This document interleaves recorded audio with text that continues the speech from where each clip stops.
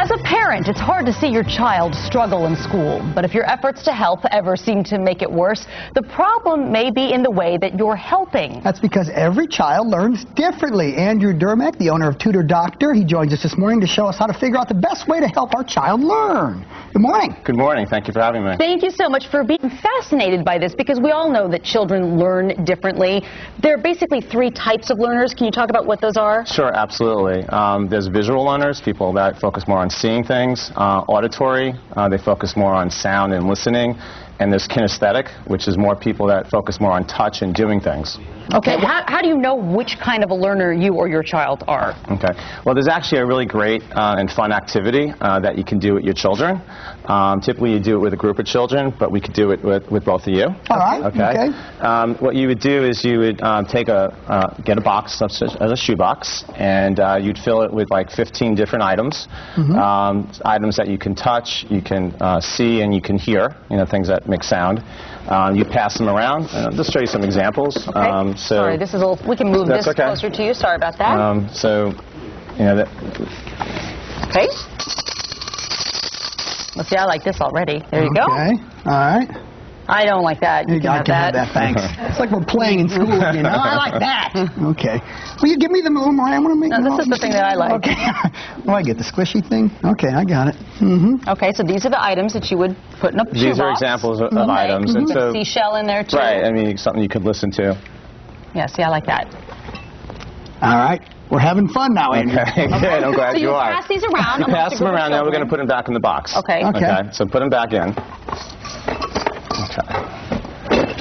And then what we would do is we would ask the children, and we can ask you, and which ones do you remember, or which ones do you recall?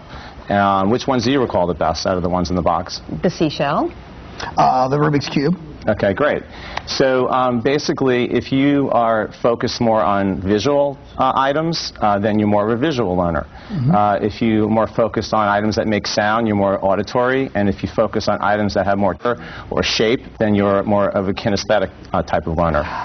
You said the seashell, so you're more auditory. And you said the Rubik's Cube, so that's kind of more shape. So you might be visual, you might be kinesthetic. Okay. So it's kind of combo. Okay, so if you are a visual learner, what is it that your child needs if he or she is a visual learner? Sure. How can you help them? Absolutely. So if you're a visual learner, once you know what type of learner your child is, then you can help them study more effectively. Visual learners, they tend to take lots of notes. They highlight their notes. They tend to do a lot of flashcards, anything that's going to help them see things. So flashcards are good for visual learners? Flashcards are great. If you're auditory, you tend to use a lot of word associations, rhyming techniques. You'll listen to tapes or videos you'll watch so that you can remember things. I really do learn that way. That's interesting. I remember in school liking songs and word associations. That was always very helpful for me. So far the visual didn't work for me. I'm not that. We'll move on to what I might be the next one. So the kinesthetic type learner, they tend to need to do an activity while they're learning. So a lot of times kids will listen to their iPods while they're studying. They'll chew gum. They'll use a stress ball. They need to study in small spurts and take breaks. We have this on the screen, this information. Study in short blocks, as you just mentioned. Keep the body active. I know a lot of times kids can fidget when they're studying. A child who learns in this way, that should be encouraged. It's okay to chew gum or tap the pencil, that sort of thing. Maybe it helps them? Yes, it does. It does. It does stimulate them. So a lot of kids have to do activity. It just stimulates the brain. And that's exactly what I've done. I've always done since I've been young too. I will tap and stuff. So it's okay to let them do that. Don't be like, sit still. You're doing your homework right now. Don't move. You're fidgeting. It's okay with that type of child. It is okay. Every child learns differently. How does this information help students and help parents help their kids once they know? I would see the light bulb go off for people all the time, because I think we tend to think one size fits all when it comes to learning. Not everybody, but I think a lot of people do, and that's really not the case. Sure, yes. Well, as the owner of the tutoring business, of Tutor Doctor, we do the one-on-one tutoring in the home. I meet with the families. I do assess the learning style of the student. Once we understand that, then I can match them with the appropriate teaching style of my tutors. Once you have that, it's really important, the teaching style and the learning learning style connect and they do match. And once you start doing that, what kind of results do you see? Do these kids' grades instantly start to shoot up? Or? Yeah, research has shown that if parents understand their learning style, they can help their child study more effectively, and ultimately that will improve grades. They will feel more confident, and they'll have a better attitude in school.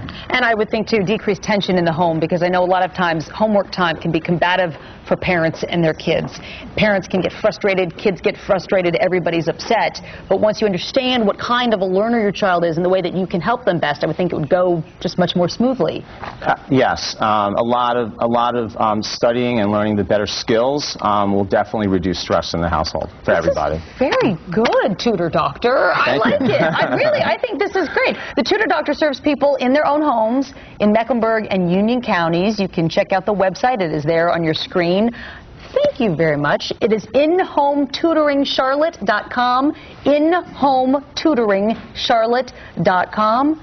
Very good. I may just have to give you a call. Thank you. We make house calls. So. Very good. Thanks so much. All right. Thank you. More Charlotte today, right after a quick check of what's coming up on News Channel 36.